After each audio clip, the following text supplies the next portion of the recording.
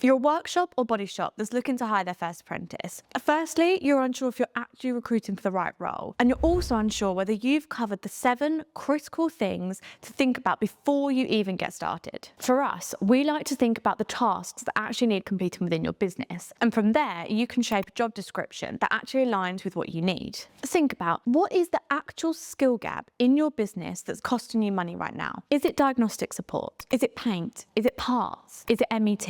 A lot of businesses think that they need one role, but when they actually map out the skills, they identify it's not just a quick fix or a simple vacancy, but actually it's a different type of person that would add value to their business. Write down the current gaps that you have in your business right now, and then map out what that apprentice will be doing in 3, 6, and 12 months' time. Typical advice would tell you to put step 2 at the end of the process, but actually, doing it now is one of the most important things, as this will have a huge impact on whether or not your apprentice is a good fit for the business, learns at the pace the business actually needs, and stays beyond endpoint assessment and becomes a valuable member of your team. And that's why step 2 is selecting your mentor. And the mentor isn't necessarily the best person technically, but it's the person that's got the patience and the skill set to properly support someone new coming into your business and starting on their career journey. Pick one mentor who is competent, consistent, and actually has time, and then make sure you are protecting that time, even if it's a short slot, so that they can fully focus on their new role. Make it clear what they own: standards, feedback, and day-to-day support.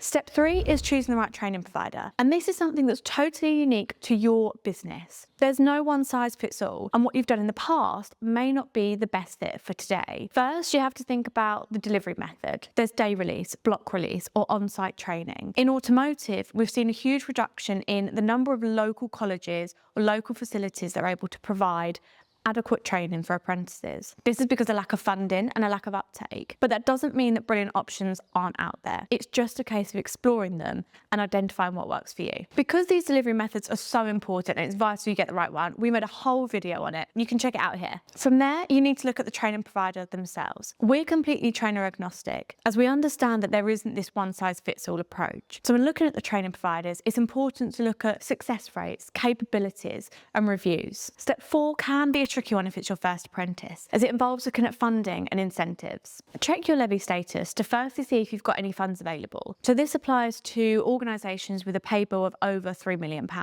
For anyone that's under that, you're on non-levy, which means typically training is covered 100% by government. For apprentices over the age of 22, employers have to pay 5% of training costs. Confirmed training costs, wage costs, incentives like the £1,000 you get for taking on a 16 to 18-year-old in England, and map out this investment as you would any other investment within your business. Step 5 is where the admin and the paperwork comes in. You need to make sure you've got your apprenticeship service account set up, which is your government account that allows you to manage connections with the training provider, the funding, and the management of your apprentice. So make sure this is live, make sure you know how to use it, and make sure everything's kept up to date. So if you're listening to this and you're thinking, yeah, I get it, I want an apprentice, but I haven't got the time to make all of that possible. Well, that's exactly where we come in, because apprenticeships don't fail on the big stuff. They fail on these small things that nobody takes ownership of. At Apprenticeship Central, we manage everything when it comes to apprenticeships, end to end, from scoping out that first job description to identifying and supporting with mentors, understanding funding and incentives, trainer provider liaison, admin, paperwork, safeguarding. We manage everything so that all you need to focus on is supporting that apprentice within your business. We recruit, we retain, we safeguard, and we do more. So if you're interested to know how this could work in practice in your business, then click the link in the description for a no obligation discovery call. Step 6 is to make sure all of your agreements in place. Things like employment contracts, apprenticeship contract, contract of service with your training provider. There's lots of paperwork and policies that need to be covered off in order to set everything up successfully. An apprentice is an employee, so they should be treated as such. Make sure your expectations are clear so you're setting up the apprenticeship for success. And finally, step 7. It's now time to set up your apprentice recruitment campaign.